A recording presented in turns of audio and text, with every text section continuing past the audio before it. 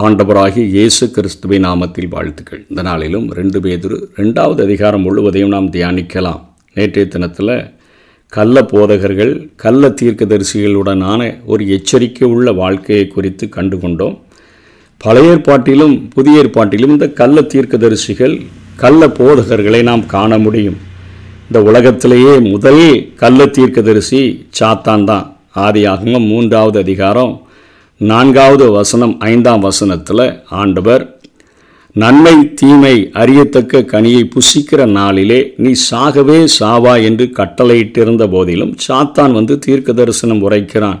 நீங்கள் அதை புசித்தால் சாகவே சாவதில்லை. முதல் ஒரு ஆண்டவருடைய வார்த்தைக்கு விரோதமாக இந்த உலகத்தில் முதல் உருவாக்கப்பட்ட ஏவாளிடத்திலே அவன் ஒரு கள்ள தீர்க்கதரிசியாக செயல்படுகிறதை பார்க்கிறோம்.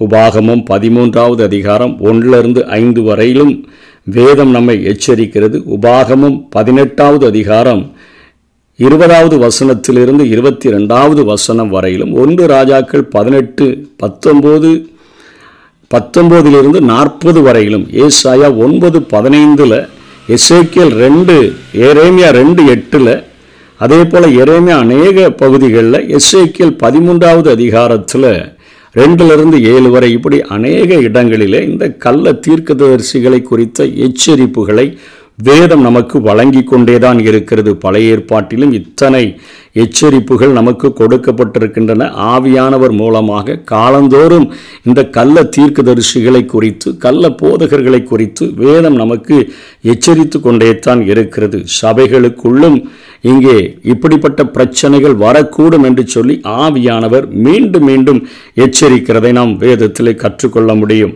முதலாவது புதிய ஏற்பாட்டிலே எச்சரித்தவர் இயேசு கிறிஸ்து எச்சரிக்கிறார். மத்தேயு 24வது அதிகாரம் 24-25, ஏனெனில் கள்ள கிறிஸ்துகளும் கள்ள தீர்க்கதரிசிகளும் எழும்பி கூடுமானால் தெரிந்து கொள்ளப்பட்டவர்களையும் வஞ்சிக்கத்தக்கதாக பெரிய அடையாளங்களையும் அற்புதங்களையும் செய்வார்கள் என்று சொல்லி எச்சரிக்கிறதை நாம் பார்க்கிறோம். இதனைத் தொடர்ந்து பவுல் அப்போஸ்தலனும் அவர் தெசலோனிக்கே சபைக்கு எழுதும் பொழுது, உடன் ஊழியனாகிய தீமோத்தேயுவுக்கு எழுதும் பொழுதும் எச்சரிக்கிறார். 2 தெசலோனிக்கேயர் 2வது அதிகாரம் 7வது வசனத்தில் அக்கிரமத்தின் ரகசியம் இப்பொழுதே கிரியை செய்கிறது என்று சொல்லுகிறார். 1 தீமோத்தேயு 4:1 ஆவியானவர் வெளிப்படையாய் சொல்லுகிறபடி பிற்காலங்களிலே மனசாட்சியிலே சூடுண்ட பொய்யருடைய மாயத்தினாலே சிலர் வஞ்சிக்கிற ஆவிகளுக்கும் பிசாசின் உபதேசங்களுக்கும் செவி கொடுத்து விசுவாசத்தை விட்டு விலகி போவார்கள் என்று எச்சரிக்கிறதை பார்க்கிறோம்.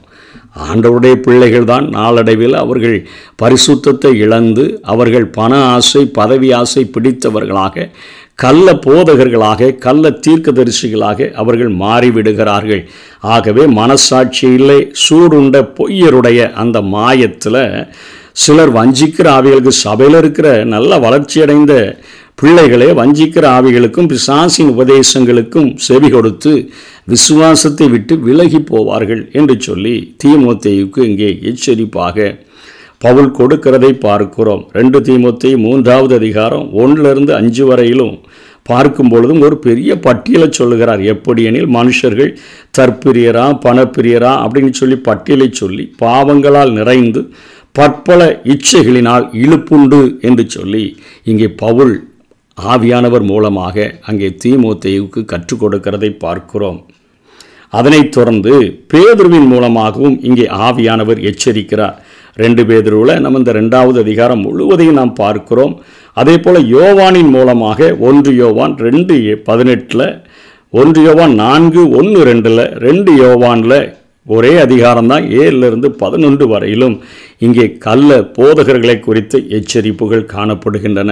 யூதாவும் தன்னுடைய பங்கிற்கு அது ஒரே அதிகாரம்தான் இருக்கிறது. 3ஆம் வசனம், 4ஆம் வசனம், 12ஆம் வசனம், 18வது வசனங்களிலே கள்ள போதகர்களை குறித்த ஒரு பெரிய எச்சரிப்பை கொடுக்கிறதை நாம் பார்க்கிறோம். பின்பு 7 சபைகளுக்கும் கிறிஸ்து எழுதுகிற நிருபங்களாக யோவான் மூலமாக எழுதப்பட்ட வெளிப்படுத்தின விசேஷத்தில் எபேசு சபைக்கு அங்கே சொல்லும் பொழுது, நிக்கோலாய் மதஸ்தரின் கிரியைகளை நீயும் வெறுக்கிறாய், ஆனால் இது உன்னிடத்தில் உண்டு என்று சொல்லி அங்கே அந்த போதனைகளை வேறு பிரிக்கிற ஒரு காரியங்கள் உனக்குள்ளே இருக்கணும். தவறான போதனைகளுக்கு விட்டு கொடுத்து விடக்கூடாது என்று வெளிப்படுத்தல் 2வது அதிகாரம் 2ஆம் வசனம் மற்றும் 6ஆம் வசனங்களிலே நாம் ஆவியானவர் மூலமாக அங்கே கிறிஸ்து பேசக்கூடிய காரியங்களை நாம் பார்க்கிறோம். ஆகவே வேதத்தில் பழைய ஏற்பாட்டிலிருந்து புதிய ஏற்பாடு வரையிலும் கள்ள கிறிஸ்துகள், கள்ள தீர்க்கதரிசிகள், கள்ள போதகர்களை குறித்த எச்சரிப்புகள் காணப்படுகின்றன. தங்களை கிரயத்திற்கு கொண்ட ஆண்டவரை மறுதலித்து என்று சொல்லுகிறதை தான் பார்க்கிறோம். அர்னியோமோ என்று சொல்லக்கூடிய கிரேக்க வார்த்தை கைவிடுதல். ஆண்டவரை கைவிட்டுட்டாங்க. கிரயத்திற்கு கொண்ட ஆண்டவரை கைவிட்டபடினால தான் இவர்கள் இப்படிப்பட்ட போதனைகளை செய்கிறார்கள். வசனம் இதே 2வது அதிகாரம் 15ஆம் வசனத்தில் இவர்கள் செம்மையான பாதையில் செல்லாமல் வழி தப்பி நடந்து முதல்ல தங்களை கிரயத்திற்கு கொண்ட ஆண்டவரை இவங்களுடைய பின்மாற்றம் எப்படி நடக்குதுன்னு சொல்லி இந்த அதிகாரத்தில் சொல்கிறாரு. தங்களை கிரயத்திற்கு கொண்ட ஆண்டவரை மறுதலிச்சிடுறாங்க. செம்மையான பாதையில் செல்லாமல் பீலையாம் எப்படி பாலாக்கின் இடத்துல நிறையா ஃபாரின் அந்த கிஃப்ட்ஸ்லாம் கிடைக்கணும், பணம்லாம் கிடைக்கணும்னு சொல்லி ஆண்டவர் தடுத்த போதிலும், இஸ்ரவேலை ஆசீர்வதிப்பதே கர்த்தருக்கு பிரியம் என்று தெரிந்திருந்த போதிலும் அங்கே பாலாக்கினுடைய அவனுடைய கிஃப்ட், அவனுடைய வெகுமதிகள் இவனை கவர்ந்தபடியினாலே ஆண்டவர் தடுத்த போதிலும் கூட பீலையாம் கடந்து சென்றதை நாம் பார்க்கிறோம். செம்மையான வழியை விட்டு அவர் வழி தப்பி நடந்து அங்கே சபிப்பதற்கு முயற்சித்த போதும் சபிக்க முடியல. தவறான போதனையை கொடுத்து இஸ்ரவேலர்களை அந்த விபச்சார பாவத்தில் விலை செய்த காரியங்களை பாலாக்குக்கு கற்றுக் கொடுத்த பீலையாம் பட்டயத்தினால் வெட்டுப்பட்டு செத்தான் என்று சொல்லி பார்க்கிறோம். இவர்கள் எப்படி இருப்பாங்கன்னு சொன்னால் பார்க்கிறவருக்கு ஊழியர்கள் போல இருப்பாங்க. வசனம் 17 தண்ணீர் இல்லாத கிணறுகளைப் போல காணப்படுகின்றார்கள். அதாவது முதல்ல பாவத்துக்கு விலகி ஓடியவர்கள் தான் இப்போ அதில் சிக்குண்டவர்கள் என்று வசனம் 20 சொல்லுகிறார். இப்படி தான் அவர்களுடைய வீழ்ச்சியானது நடக்கிறது. ஆண்டவரை மறுதலித்து விடுகிறார்கள். அர்னியோமால் என்கிற வார்த்தையிலிருந்து தான் கைவிடுதல். ஆண்டவரை மறுதலித்து தங்களை கிரயத்திற்கு கொண்டவரை விட்டு விடுகிறார்கள். செம்மையான பாதையில் செல்லாமல் வழி தப்பி நடக்கிறாங்க. அவர்கள் தண்ணீர் இல்லாத கிணறுகள் போல தான் இருக்கிறாங்க. முதலில் பாவத்துக்கு விலகி ஓடினாங்க, இப்போ அதில் சிக்கி கொண்டாங்க. இவர்களால் தான் இன்றைக்கு கள்ள போதகர்கள் சபையிலே உருவாகிறார்கள். அதே போல் 2ஆம் வசனத்தில் 2ஆம் அதிகாரத்தில் சத்திய மார்க்கம் தூஷிக்கப்படும். அதாவது காம விகார முறைகேடுகள் செய்கிறவர்களாக இவர்கள் மாறி இவர்கள் முதிர்ந்த விசுவாசிகளையும் கவரக்கூடியவர்களாக இவர்கள் மாறிவிடுகிறார்கள். அதாவது விபச்சாரங்கள், வேசித்தனங்கள் எல்லாம் இவர்கள் சர்வசாதாரணமாக செய்யக்கூடிய அளவிற்கு இவர்கள் மாறிவிடுகிறார்கள். இவர்கள் மூலமாக, இவர்களை பின்பற்றுகிறவர்கள் மூலமாக தேவனுடைய நாமமும் தேவனும் தூஷிக்கப்படுகிறார் என்று சொல்லித்தான் 2 தீமோத்தேயு 4வது அதிகாரம் 3-4 இங்கே பவுல் தீமோத்தேயுக்கு கற்றுக் கொடுக்கிறார். இவர்களுடைய அந்த கேரக்டர்ஸ் என்னன்னு சொல்லும்போது 3ஆம் வசனத்தில் பொருளாசை உடையவர்களாய் தந்திரமான வார்த்தைகளினாலே வசப்படுத்தி கொள்வார்கள். அதாவது தந்திரமான வார்த்தை, மிகைப்படுத்தப்பட்ட சாட்சி. நான் போய் நின்ற ஆண்டவர் அப்படிலாம் செஞ்சிட்டாருன்னொன்னே நம்ம இவர் பெரிய ஹீரோவாக இருப்பார் போல தெரியுது, ஆண்டவர் இவரை ரொம்ப பயன்படுத்துகிறார் போல தெரியுதுன்னு சொல்லி அந்த மிகைப்படுத்தப்பட்ட சாட்சியை கேட்டுட்டு நம்ம வழி விலகி விழுந்துடுறோம். அவங்க என்ன செஞ்சாலும் தவறுகளை நாம் பார்ப்பதில்லை. வசதி வாய்ப்புகளை பெருக்குகிறவர்களாக காணப்படுகிறார்கள். பொருளாசை உடையவர்களாக இருக்கிறார்கள். இவர்களுக்கு ஆக்கினை அயர்ந்திராது, அழிவு உறங்காது என்று சொல்லித்தான் இங்கே பேதுரு எச்சரிக்கிறார். அதற்கு எக்ஸாம்பிளாகத்தான் பாவம் செய்த தூதர்களையே, அதாவது லூசிஃபரையும் அவனுடைய சேனையையுமே தேவன் தப்ப விடாமல் இருக்கிற போது வசனம் 4 அதே போல் திரும்பவும் எச்சரிப்பு கொடுக்கிறார்.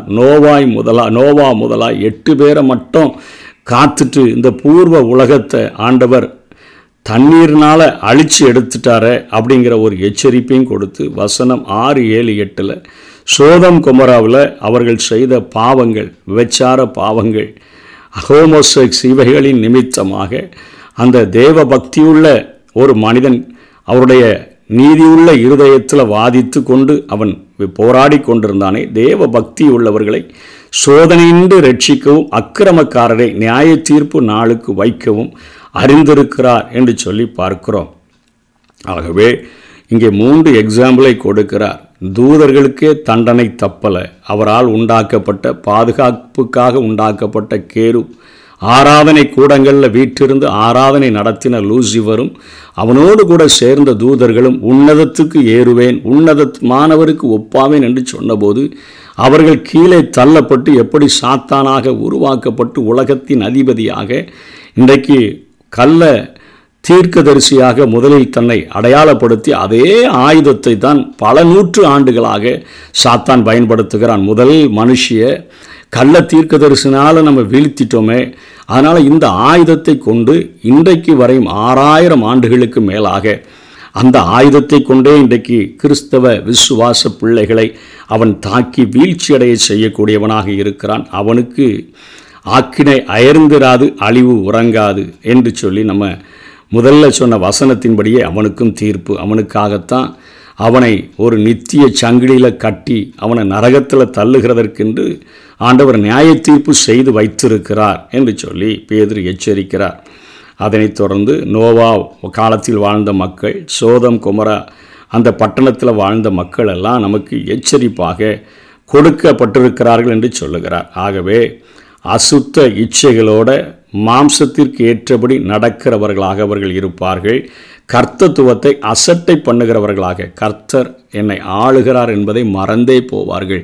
பவுல் சொல்லும் பொழுது சொல்கிறார், என்னை ஆட்கொண்டவரும் நான் சேவிக்கிறவருமாகிய இவர்கள் கர்த்தர் தங்களை ஆண்டு கொண்டு பரிசுத்த ஆவியின் பாதையில் எவர்கள் தேவனுடைய ஆவியினால் நடத்தப்படுகிறார்களோ அவர்கள் தேவனுடைய புத்திரராய் இருக்கிறார்கள். அந்த கர்த்தத்துவத்தை அசட்டை பண்ணிட்டு துணிகரக்காரர்களாக, அகங்காரிகளாக, மகத்துவங்களை தூசிக்க அஞ்சாதவர்களாக இவர்கள் வாழத் தொடங்கி விடுவார்கள். இவர்களை பார்க்கும் பொழுது ஒரு புத்தியற்ற மிருக ஜீவன்களைப் போல தான் இவர்கள் இருப்பார்கள். இவர்கள் அநீதத்தின் பலனை அடைவார்கள் என்று சொல்லித்தான் நாம் வேதத்திலே பார்க்கிறோம். ஆகவே 13ஆம் வசனத்தில் இவர்கள் ஒரு நாள் வாழ்க்கையை இன்பமென்று எண்ணி கரைகளும் லட்சைகளுமாயிருந்து என்று சொல்லி பட்டியலிட்டு உல்லாசமாக இவர்கள் வாழ்கிறார்கள். இவர்கள் விபச்சார மயக்கம், பாவத்தை விட்டு ஓயாத கண்களை உடையவர்களாக இருப்பார்கள். உறுதியில்லாத ஆத்துமாக்களை தந்திரமாக பிடிப்பார்கள். அதாவது பெண் பிள்ளைகள் இருக்கிற வீடுகளில் புகுந்து கொண்டு, தனியாக இருக்கிற பெண்களுடைய வீடுகளில் புகுந்து கொண்டு விபச்சார மயக்கத்தாலும் பாவத்தை விட்டு ஓயாத கண்களை உடையவர்களுமாய் இருக்கிற இவர்கள் உறுதியில்லாத ஆத்துமாக்களை தந்திரமாய் பிடிக்கக்கூடியவர்களாக இருப்பார்கள். பேயேரின் குமாரன் ஆகிய பிளேயாம் எப்படி செம்மையான வழியை விட்டு விலகி அங்கே பண ஆசை பிடித்தவனாக ஆண்டவருக்கு விரோதமாய் பாவம் செய்து பட்டயத்தால் வீழ்ந்தானோ அதே போல தான் இவர்கள் காணப்படுவார்கள். வசனம் 19 இவர்கள் தங்கள் கேட்டுக்கு இவர்கள் அடிமையாக மாறிவிடுகிறார்கள். ஆனால் மற்றவர்களுக்கு இவர்கள் விடுதலை என்று சொல்லி சுவாதீனத்தை வாக்கு பண்ணுகிறார்கள். இவர்களுக்கே விடுதலை இல்லை, இவர்களே பாவத்தில் சிக்குண்டு வாழ்ந்து கொண்டு இருக்கிறார்கள். ஆனால் மற்றவர்களுக்கு சுவாதீனம், உனக்கு ஆண்டவர் விடுதலையை தருகிறார் என்று வாக்கு பண்ணுகிறார்கள். ஆகவே அறிந்து பின்வாங்குவதை விட, ஆண்டவருடைய சத்தியங்களை தெரிந்து பின்வாங்குவதை விட அது தெரியாமல் போய்விடுகிறதே நலம் என்று 20, 21, 22 நாய்த்தான் கக்கினது தின்னதுக்கு போன மாதிரி, கழுவப்பட்ட பன்றி சேற்றில புரள்கிறதற்கு போன மாதிரி அந்த பழமொழியின்படி இவர்களுடைய வாழ்விலே சம்பவித்து விட்டது. ஆகவே இந்த கள்ள போதகர்களுக்கு, கள்ள தீர்க்கதரிசிகளுக்கு எச்சரிக்கையாக இருப்பது மாத்திரமல்ல, எதிர்க்கிறவர்களாக, மற்றவர்கள் இதில் சிக்கிக்கொள்ளாதபடி ஜாக்கிரதையாக வழிநடத்துகிறவர்களாக நாம் வாழுவோம். கர்த்தர் தாமே நம்மை ஆசீர்வதிப்பாராக. ஆமென்.